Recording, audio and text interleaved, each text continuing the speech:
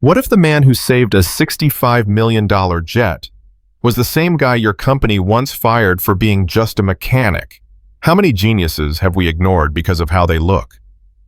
This is the true story of how one overlooked engineer flipped an entire industry, exposing corruption, reclaiming his legacy, and unlocking opportunity for thousands.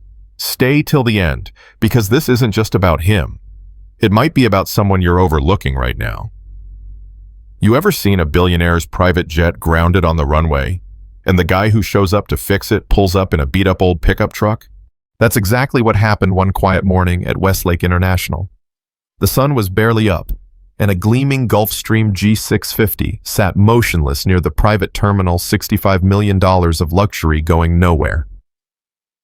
Inside the glass-walled VIP lounge, executives in designer suits stood frozen, watching a lone mechanic step out of his dusty truck with a squeaky toolbox and scarred hands. Laughter, raised eyebrows. You could almost hear their thoughts through the glass. "Is this the guy we called for Mrs. Reed's jet?" asked Brian Whitmore, director of operations for Reed Aerospace, with a tone that could cut steel. "I said we needed the best tech in the region, not some guy who looks like he changes oil in a gas station." That guy was Elijah Carter, 38, quiet, unshaken. He heard every word, but he didn't flinch. He'd been through worse. What no one in that terminal knew was that Elijah had more hands-on experience with high-end aircraft than the entire staff in that building combined. 15 years in the game. Dozens of private jets saved. National awards for technical excellence. But all they saw was the color of his skin, the calluses on his palms, and the dirt on his boots. A man with a resume that should have opened every door still had to walk in through the back. "We've got 2 hours before takeoff," said the runway supervisor, standing a good distance away, clipboard in hand, like Elijah might stain his shirt just by being near. "Our guys can't figure out what's wrong. If you can't fix it, we're calling Atlanta." Elijah nodded without a word and looked up at the aircraft, glinting in the light like a polished diamond. As he approached, he could feel every pair of eyes tracking him, skeptical, amused, dismissive, all except one. "Let him work." A woman's voice cut through the tension like a razor. Heads turned, heels clicked. Samantha Reed, CEO of Reed Aerospace. 43. Fierce, impeccable. Dressed in a navy blue power suit that probably cost more than Elijah's truck, with a watch on her wrist worth more than his last 3 paychecks. She walked across the tarmac like she owned it, because she did. But her eyes weren't on the executives or the plane. They were locked onto Elijah. "How long do you need?" she asked plainly. "That depends on the issue, ma'am," he replied, steady. "You've got 1 hour," she said after a glance at her watch. "Impress me." The suits retreated to their air-conditioned bubble. Elijah went to work. He opened the jet's main access panel, and almost instantly, he knew the problem was way deeper than anyone thought. The pressurization system, absolutely critical at high altitude, was on the verge of total failure. The other techs had misdiagnosed it as a basic electrical glitch. If the jet had taken off, it would have lost pressure at 45,000 feet. No one on board would have made it. This wasn't a repair. It was a rescue mission. Elijah moved with the kind of focus that only comes from years of discipline. Each movement was efficient, precise, almost surgical. His hands, weathered from work, now worked with the calm of someone who knew the stakes. He glanced up only once, and there she was, Samantha Reed, watching him from behind the glass wall. Not judging, not mocking, just watching, closely. Like she already knew there was more to him than met the eye. 30 minutes in, and the fix was complete. Elijah closed the panel, wiped his hands on a threadbare cloth, and started packing up. Job done. No applause, no thanks. There never was. When you look like Elijah, excellence isn't celebrated. It's expected. Just enough to be tolerated. Never enough to be acknowledged. But then, something unexpected happened. Samantha walked back out. This time, alone. She made a beeline for Elijah, ignoring the questioning looks from her staff. "How long would it have taken them to figure out what you just did?" she asked, voice calm. They wouldn't have, Elijah replied flatly. The jet would have crashed before they figured it out. Her jaw tensed. The silence between them felt heavier than the jet itself. Come with me, she said. Behind them, Whitmore looked like someone had punched him in the gut. The man was clearly used to control used to status, titles, power. And yet, in that moment, Samantha Reed walked away with Elijah Carter like none of that mattered. And that right there was the moment everything began to change. Not just for Elijah, but for the entire industry. They entered a part of the terminal few were ever invited into the executive offices. The clack of their footsteps echoed through the marble corridors. No small talk, just purpose. Inside her private office, a fusion of modern elegance and precision engineering, Samantha motioned for Elijah to sit. What's your full name? She asked, already tapping into her tablet. Elijah Carter. Her eyebrows lifted slightly. EC, she murmured. The same initials on all the original design drafts for our G7 pressurization system. Elijah didn't move, but his hand tightened ever so slightly on the armrest. She looked up from her tablet, studying him. 3 patents, 4 National Innovation Awards, a master's degree in aerospace engineering, and yet, you're out here fixing jets. Because no one hires a black engineer from the suburbs to lead development teams, Elijah said, unfazed. And mechanics have bills to pay, Ms. Reed.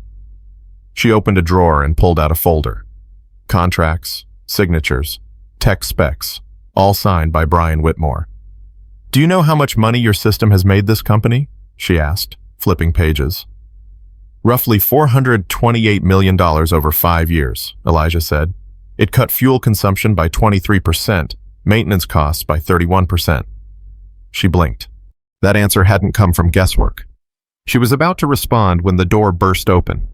Brian Whitmore stormed in, flushed and flustered. Samantha, the board is waiting.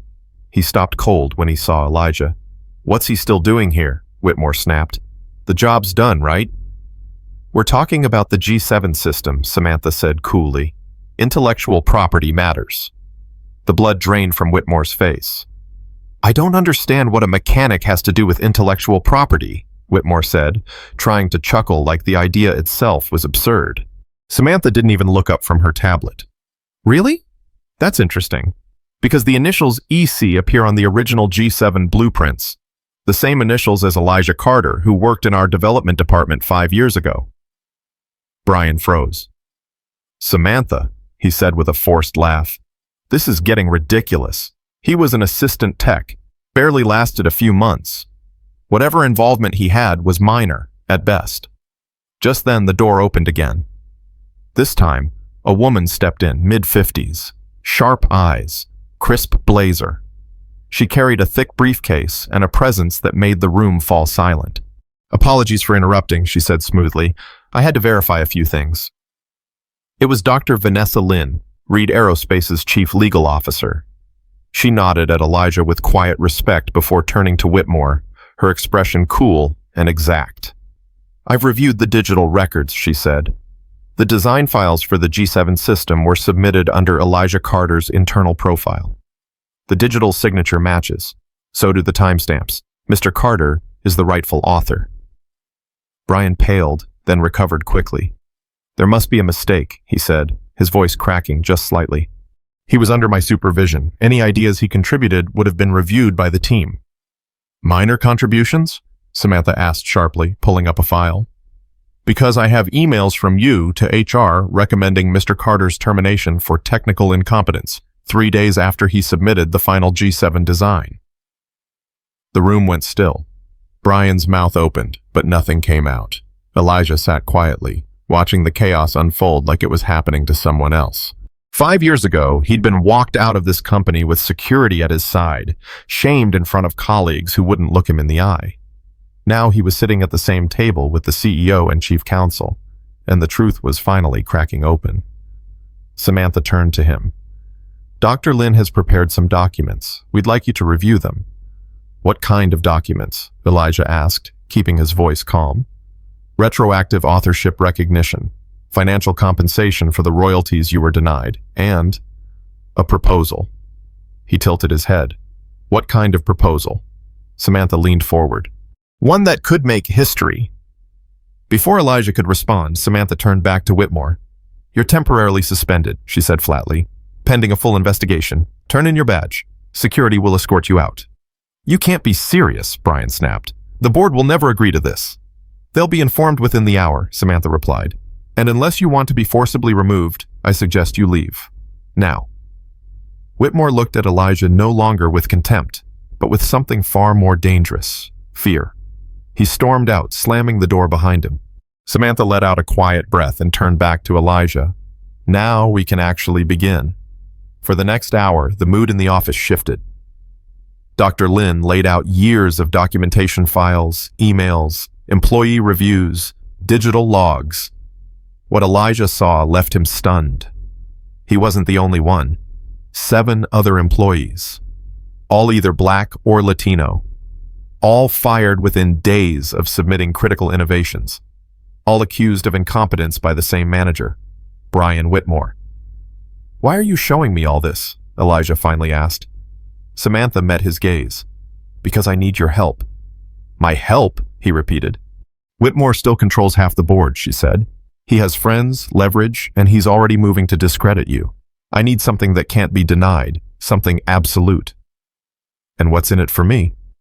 Recognition, back pay, and the position of Director of Innovation, the one you should have had 5 years ago. Elijah blinked. You really think the board will go for that? Me? A black mechanic? They won't have a choice, Samantha said. Not when they see what you bring to the table. Dr. Lin slid a document across the desk. This is a confidentiality agreement.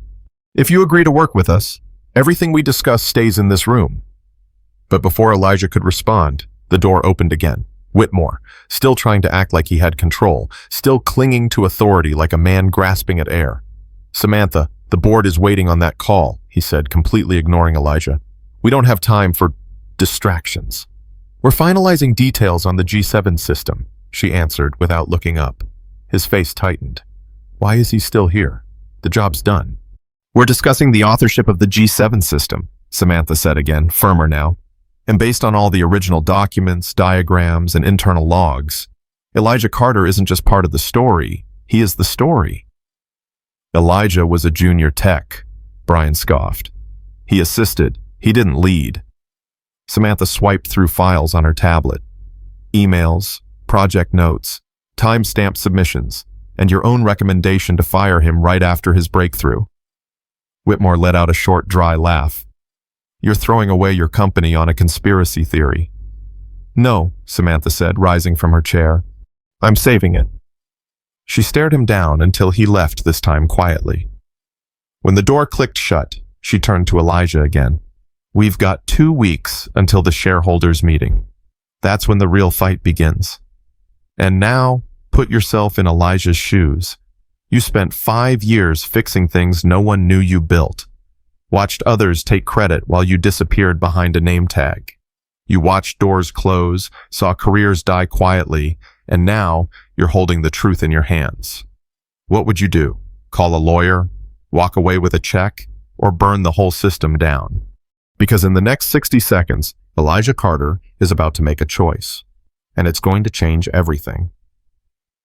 Elijah took a deep breath. I've got something better than documents, he said.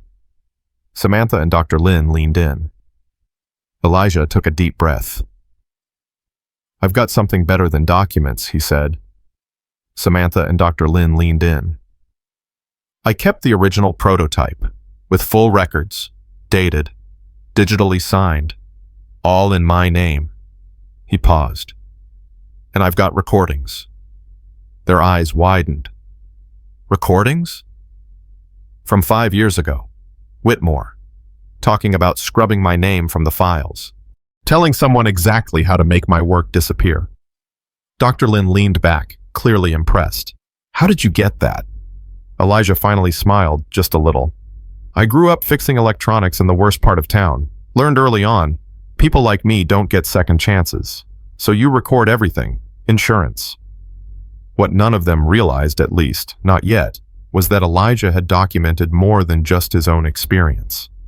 During his 5 years as a lowly mechanic, he'd cataloged every stolen idea, every misappropriated design, every time someone like him was sidelined. He'd never stopped being an engineer. He'd just become something more dangerous, a strategist. 6 months later, the world barely recognized Reed Aerospace. The executive floor, once a pristine kingdom of tailored suits and exclusion, now buzzed with new energy. Different faces, different backgrounds, fresh ideas in rooms that had been echo chambers for decades. At the center of it all, Elijah Carter.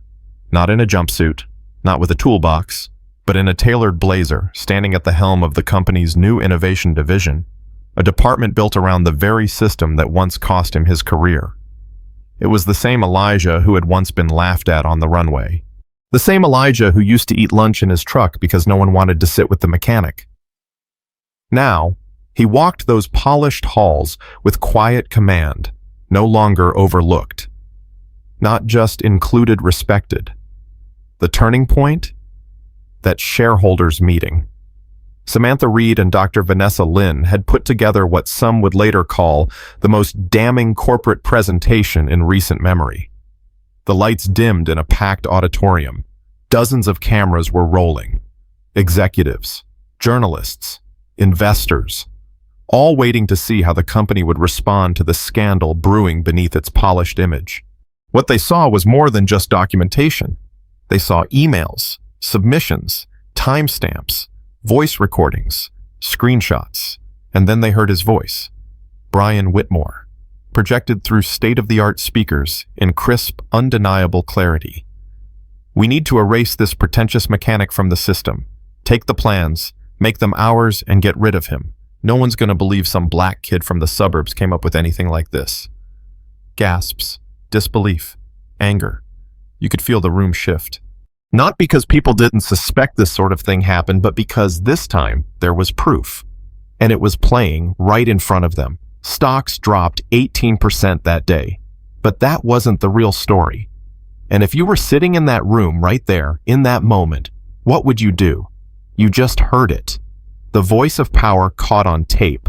A man plotting theft with full confidence that no one would ever believe someone like Elijah could be a genius. Would you clap? Would you look away? Or would you finally face the uncomfortable truth?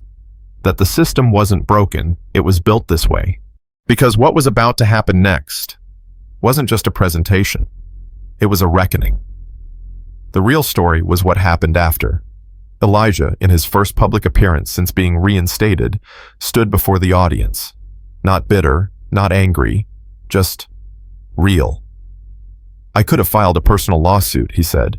"I could have walked away with a check and let the system keep turning. But this wasn't just about me," he paused. "It was about how many voices like mine never even make it through the front door." And with Samantha's full support, Elijah unveiled a plan that no one saw coming. An initiative to identify and compensate every employee whose ideas had been misappropriated over the past decade. Not a PR move, not a one-time settlement. A real, sustained effort. With funding, and not just any fund. The Reed Innovation Equity Fund, a multi-million-dollar program designed to empower marginalized innovators, fund their ideas, and create a culture where brilliance wouldn't be buried beneath bias. It was unprecedented, and it worked. Within months, similar programs began appearing in other aerospace companies, some out of shame, others out of competitive fear. But the change was real. As for Brian Whitmore, well, justice came quick. Multiple lawsuits, revoked engineering credentials. His name erased from every innovation he'd falsely claimed. His LinkedIn? A ghost town. The man who once barked orders from a leather chair couldn't even land a consulting gig at a third-tier firm. But Elijah was just getting started. At the launch of the Reed-funded Community Technology Development Center, located right in the neighborhood where he'd grown up, Elijah addressed a crowd of students, parents, and journalists. "I didn't fight this battle to sit in a nicer office," he said. "I fought it so kids who look like me wouldn't have to prove they deserve to dream." The center provided high-level technical training to underserved youth, free of charge. Under Elijah's guidance, within just a few months, 3 new patent submissions had already come from students in the program, some as young as 16. "You know what's crazy?" Samantha said one afternoon, watching a group of teens test a drone prototype on the center's rooftop. "If Whitmore had just shared the credit with you, he'd still be sitting in that big office." Elijah chuckled softly. Greed never sees the full picture. Then something else happened, something that sent another ripple through the industry. 3 months into Elijah's new role, Samantha invited him to a private lunch. It wasn't a power move, it wasn't corporate strategy, it was personal. She laid a folder on the table, simple, clean, and direct. "I want to propose a merger," she said. Elijah blinked. A merger? Not of companies, of missions. Turns out, Elijah had never really let go of engineering. During his 5 years as a field mechanic, he'd been quietly running a small innovation lab out of his garage. Late nights, saved up paychecks, and pure love for the work. It was registered. It had a name. It even had a few early-stage projects in development. Samantha wanted to bring it under the Reed Aerospace umbrella, not as a footnote, as a partner. "I thought she was joking at first," Elijah admitted later on Good Morning America. "I mean, come on, she's Reed Aerospace. I was fixing hydraulic valves in my driveway." But the deal went through. His company was valued at nearly 30% of Reed Aerospace's innovation arm. Not bad for something born in a 2-car garage next to a laundromat. Meanwhile, the old guard executives who had smirked at Elijah that morning on the tarmac, half had resigned. The others stayed, but their world had changed. They now answered to a man they once laughed at. On the 1-year anniversary of that unforgettable day, Samantha held a company-wide event. Everyone was invited. The highlight? The unveiling of a next-gen propulsion system developed by Elijah and his new team. A breakthrough that would reduce commercial aircraft fuel usage by over 40%. As the prototype engine roared to life, Samantha took the stage. "A year ago," she said, "many of you saw a black man mocked while saving lives. Today, that same man is saving our industry, our planet, and perhaps most importantly, our future." The applause was thunderous. But Elijah wasn't listening for the claps. He was scanning the crowd, and there she was, front row, tears in her eyes. His mother, 72 years old, retired, proud. A woman who had scrubbed corporate floors for decades, so her son could go to college. Now watching him lead the company that once kicked him out like he didn't matter. Elijah took the mic. "Real change," he said, voice steady, "isn't when someone like me gets through the door. It's when we tear the doors off their hinges so no one else has to fight just to get a shot." Elijah paused as the room held its breath. He looked around at the crowd, hundreds of faces, some still unfamiliar, some awkward, some changed. But many were new, young, diverse, hopeful. He didn't speak like a CEO. He spoke like someone who knew the cost of being invisible. "I used to think success meant proving them wrong," he said. "But real success? It's proving the next generation right, showing them they belong in these rooms, in these labs, in these titles." The applause was longer this time, not out of politeness, out of understanding. Samantha stepped back onto the stage and raised her hand for quiet. "You've all witnessed what happens when we get it right," she said. "But let's not forget what it took to get here. One man being underestimated." There it was. The quiet truth at the center of all of it. If they hadn't laughed at him that morning, if they hadn't assumed a man in a truck couldn't possibly understand aircraft engineering, none of this might have happened. But they did. And because they did, Elijah fixed more than a jet. He triggered a reckoning. Back inside the newly transformed executive offices, the walls no longer displayed portraits of founders and past presidents, just faces that looked the same. Instead, there were framed designs, annotated sketches, names of engineers and innovators, many of whom had never been credited before.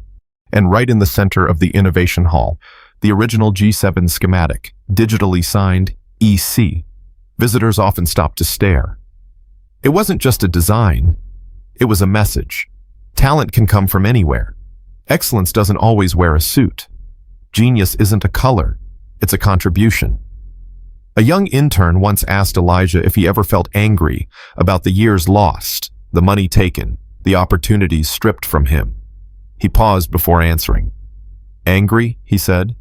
Sure, for a long time, but anger is only useful if you use it to light something, not burn everything down. And light something he did. By the end of that fiscal year, Reed Aerospace posted record innovation metrics. Not only were they leading in fuel efficiency, but employee retention was up. Patent filings had doubled. And for the first time in the company's history, their top-performing design team was majority women and people of color. The board didn't complain anymore. They celebrated. Some did it publicly, others quietly, still grappling with their pride. But they all understood one thing now. Talent had been walking among them the whole time. They just weren't looking in the right direction. Meanwhile, back in Elijah's old neighborhood, the tech center had started gaining national attention. Reporters showed up. Universities wanted to collaborate. Industry heads wanted to replicate it. But for Elijah, the real success was in the small moments. Like the 17-year-old kid who built a prototype cooling system from scrap parts and shyly asked Elijah if it was worth anything. It was. That cooling design would go on to receive a provisional patent, and it caught the eye of a major automotive supplier. The teen's family, once struggling, was now building their own startup. That was the legacy Elijah wanted, not just accolades, access, opportunity, equity. But the battle wasn't over. Brian Whitmore, after disappearing from the public eye for months, began maneuvering behind the scenes.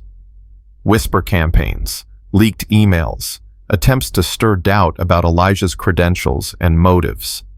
It didn't work. Not because Elijah fought back with lawsuits or press conferences. Because every time the rumors started to circulate, Samantha released results. Graphs, numbers, performance charts. And Elijah? He kept working, kept building, kept showing up. What no one outside the company really knew was that Samantha had been planning this transformation for years. Long before Elijah came back into her orbit, she'd begun compiling evidence. Case after case of stolen credit, misused authority, hidden bias. But she lacked something critical. A lightning rod.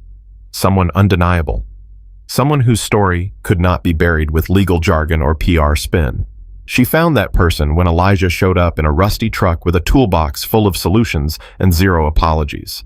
And while the world was busy reacting to what Elijah was doing, Samantha was setting up the next phase. A full internal audit of corporate development practices. An ethics committee that reported directly to her office. And most radically, a proposal to remove tenure protections for senior engineers found to have suppressed junior contributions. The pushback came fast. Anonymous letters, grumbling executives. "We're opening a can of worms," they said. To which Samantha replied, "Good, let's air them all out." Elijah supported it, not because he wanted revenge, but because he wanted rules that didn't depend on someone having to record conversations in secret just to be believed. In private, he told Dr. Lin, "We can't keep relying on people getting lucky breaks. The system has to change so that no one needs luck to be seen." The press caught wind of the reforms. Some headlines were celebratory, others skeptical. A few accused Reed Aerospace of overcorrecting, playing politics.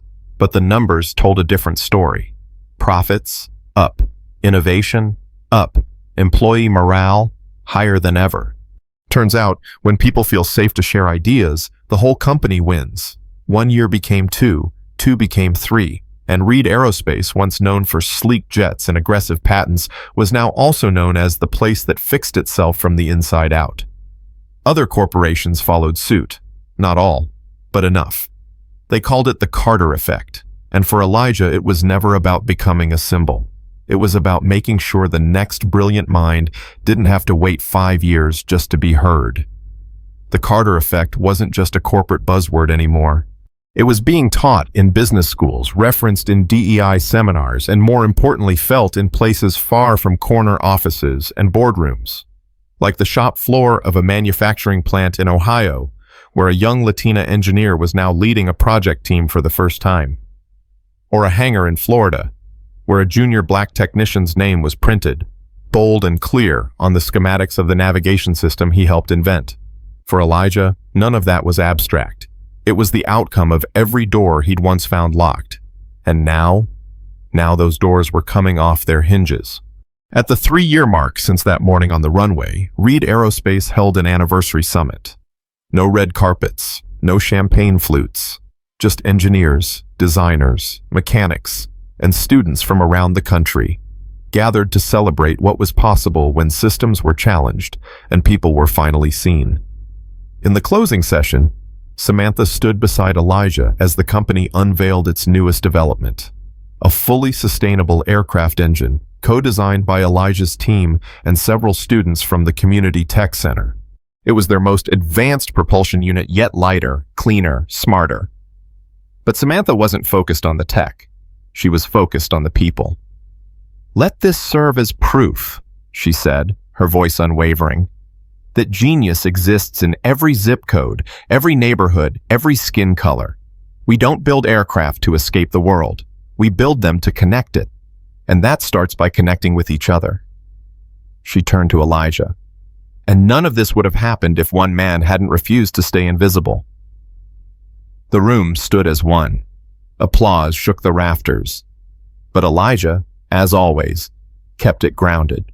When he stepped up to the mic, he didn't talk about the awards or the accolades. He told a story about his mother, how she used to work nights cleaning office buildings, how sometimes she'd bring him along, not because it was safe, but because she couldn't afford a babysitter, and how he'd sit in the hallway outside a conference room, doodling airplane designs in a notebook while executives walked past without a glance. That little boy, Elijah said, wasn't dreaming of being rich. He was dreaming of being heard. That's the difference. And it's the reason I'm here today. The audience was silent, many with tears in their eyes. Elijah looked out over the crowd. Success isn't about proving them wrong. It's about creating a world where no one has to prove their worth just to be allowed in the room.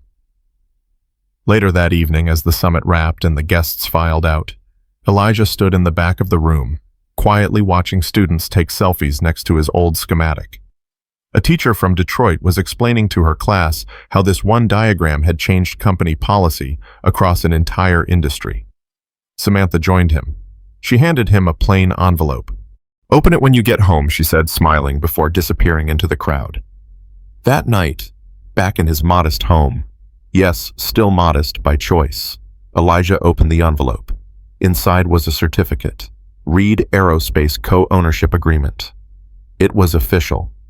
Elijah Carter now owned a full third of the company, no longer a partner in name only, a true co-owner, not because of charity, because of merit. The kind that had always been there buried under decades of bias, but undeniable in the end. But that wasn't the real surprise. Below the certificate was a short handwritten note from Samantha. "This isn't about what you built. It's about what you unlocked. Keep building, and don't ever stop."